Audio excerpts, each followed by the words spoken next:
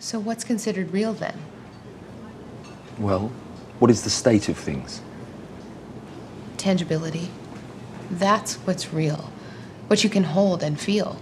So, if I were to obstruct your view of this glass, would it stop existing? No, of course not.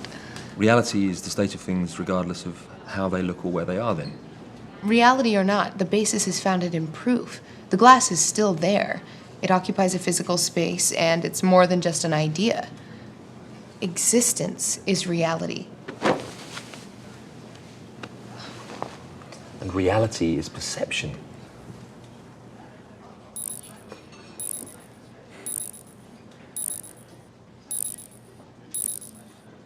What's the matter?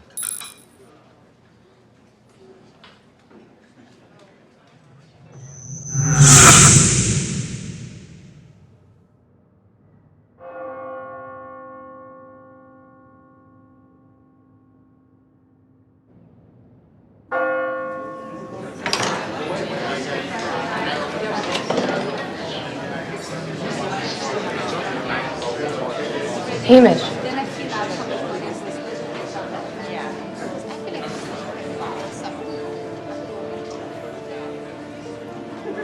Where have you been?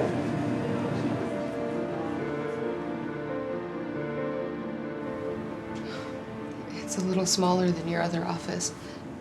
Yeah, well, you can't ask for too much when you're in retirement. Yeah. Well, I just came to get the rest of my father's stuff. And how is he? Well, I mean, how many times have you seen him? I need to stay, Hamish. I talked with my father. That's not your father. Get that through your head right now. Those men you've been seeing will never be your father. You don't understand. Don't tell me about not understanding.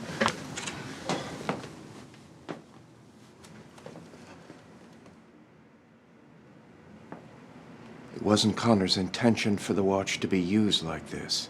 You're trying to heal wounds by ignoring them. He wouldn't want this. You're right. But he's not here anymore. And I have a chance to be with him. Shifting dimensions isn't helping you. You're trying to ignore the reality. I found my reality. This is the delusion. Why can't you see that? Hamish, I can go home.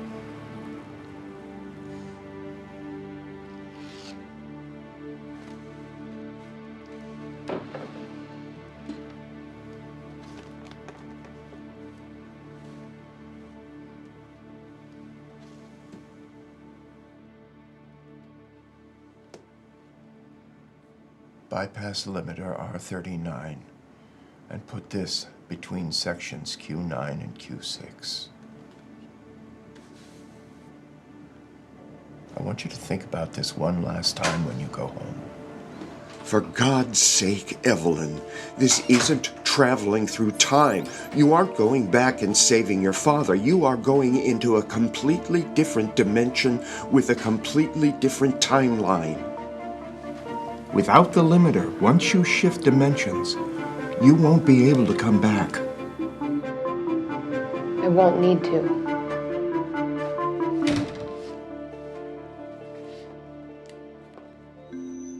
Welcome back to Words from the Inside, where tonight we take a special look inside the once powerhouse of the science world, Vector Resolutions. Tonight we have a special guest, Thomas Rockwell, Chief Financial Officer of the company. Thomas, thank you for being here. It's my pleasure, Rory. Now, Thomas, if you don't mind, let's start with the recent merger with Ikawi Nippon. Tell me exactly what that entails. Yes, of course. Ikawi Nippon is a fantastic company, and we've always had interest in foreign markets. This partnership gives us the opportunity to pool our resources and take our work to the next level. Partners is a strong word. In the span of 14 months, your company's value has decreased 36%. Not to mention rumors have been circulating for years over them trying to acquire you. This sounds less like a partnership and more like a buyout to me. I'd have to strongly disagree, Rory. You know better than most how quickly the tides rise and fall. And I'll admit we're in a small rebuilding phase. Rebuilding? Your company's entire infrastructure is being scrutinized because of what happened. Yes, we've had a few setbacks, but I can assure you that the company has never been stronger. Setbacks? Your company's ex-chief operations officer, Matthew Hawes, is on trial for murdering your CEO. And you're trying to tell me the company's doing great. Past is behind us. And all we can do is look to the future. Honestly, we're in a great position. I can't go into too much detail, but there were some cases which were poorly managed by Connor Gilden. It's a terrible loss, he's gone. But it's also a chance to start fresh. Strong words indeed. Today marks the 20th anniversary of Vector Resolutions. How might the company be different if Connor were here today?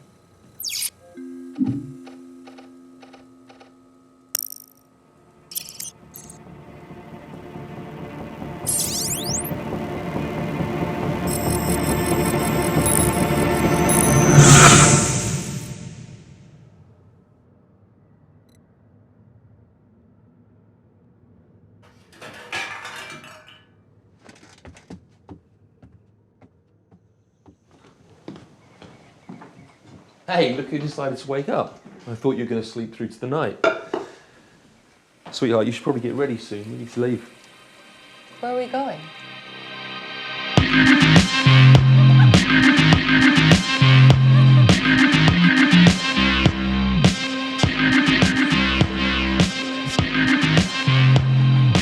And where have you been?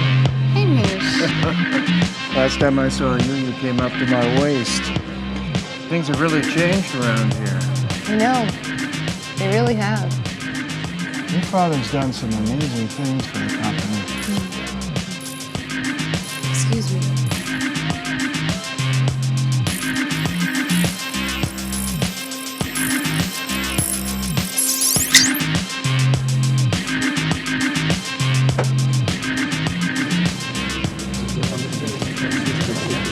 Hello, Connor. What are you doing here?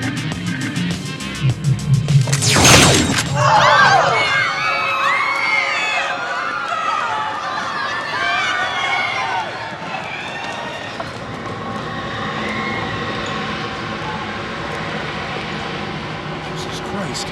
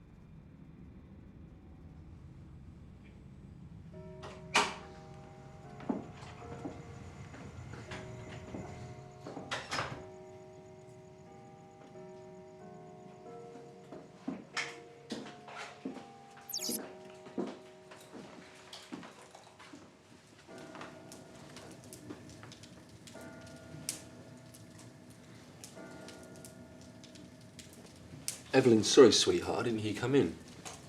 It's all right. Well, look at you. You look stunning. What's the occasion? I was out with some friends. You should get some sleep. You look tired. I am, but some things have come up at work I really need to smooth over. I'm going to go to bed soon, don't you worry. Congratulations. Huh? It's 20 years now, isn't it?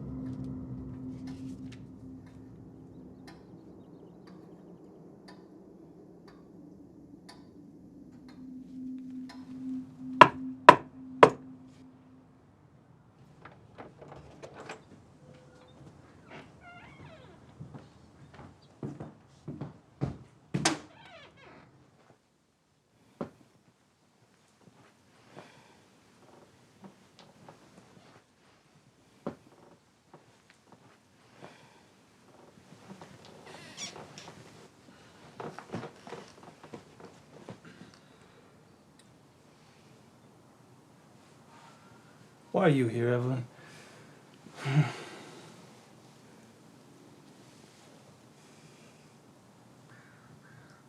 Son of a bitch. Son of a bitch, he finally finished the watch. And he sent you? He didn't even have the courage to show his own face. He doesn't know I'm here. You know, Evelyn, your father and I started this company. I stuck at it for 19 years. I saw this company through its worst. You know, I was the one who declined the Kawi Nippon deal. Did you know that? I knew we were better than that. Of course, your father, well, he had other ideas. You see, what's behind that watch is just a small potential of what we could have done. Your father has squandered any chance this company had remaining. I just have one question. Why did he finish the watch? He didn't. Not in this reality.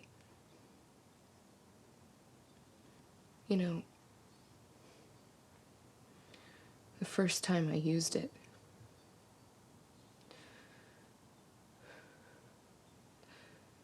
I told myself I would stop.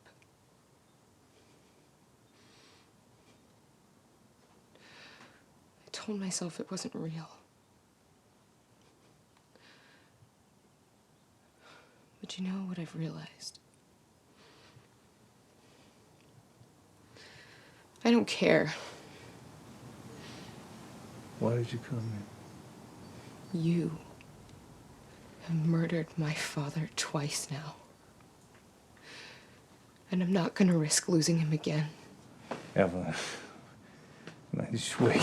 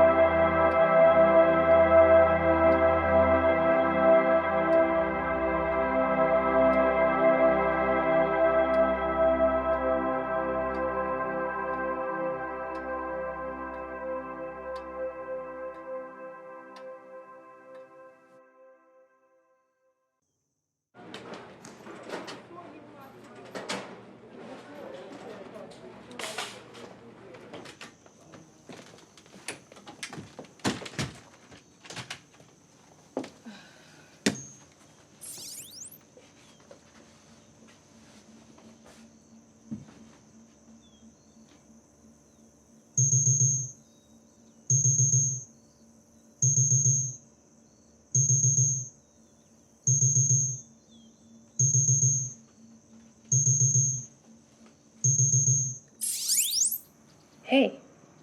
Hey, sweetheart.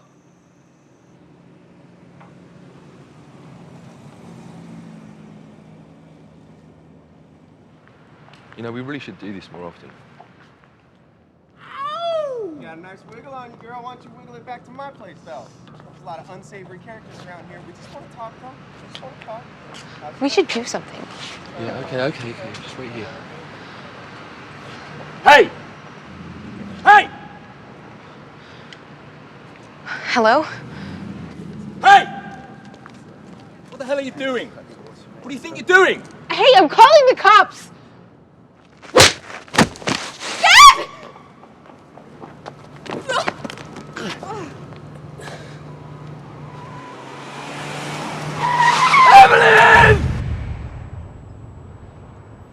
There was a man, about 10 years ago, who lived off of Park Arcadia.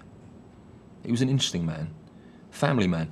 For 30 years, he'd given life to a wonderful marriage, raised 3 beautiful children, and was coming up to retirement. One day, he wakes up and decides that the water tastes different than usual. He goes downstairs in a house he's spent most of his adult life in and decides that the windows, the walls, the floorboards don't seem exactly right. Not badly built or off-center or off-color, just off. It's nothing too serious at first, but as the days go by, all of these things become more and more obscure to him. So he starts calling off work to just watch. And in fact, he does it so much that eventually the company fires him. He scares his wife so much that she leaves the house with the kids, fearing for her life and theirs. He doesn't even try to stop them. This man, whom she'd spent more life with than without, he couldn't even recognize what he was turning into. It's not that he didn't care about them or love them. Of course he did. He loved them. It's just that he was obsessed. This is all he could do. He just sat on his couch, watching everything around him change. Eventually, there comes a time where he said the entire population of the United States stood outside on his lawn, calling for him to come outside, even just for a little while. And never mind his changing walls and tiles. Just come outside and embrace his family. And that didn't persuade him. And then on the 3rd month, just as quickly as the whole thing had started, he suddenly understood exactly what he had to do. And as simply as he had sat down, did just that. What did he do? He woke up. He was dreaming? The collision was so violent that the 2 months he'd spent in a coma translated in his mind to a life of 30 years. His life. Unwilling, unable to cope, he had constructed an entire reality within himself. That's not reality. When he awoke, he was able to recite the songs that he and his wife had danced to during their honeymoon. So were those songs unreal? Well, Really think about this. Because how would you deal with that? How would you respond to having everything you know and love, everything you are, everything that's real, just ripped away from you in an instant? So, what's considered real then?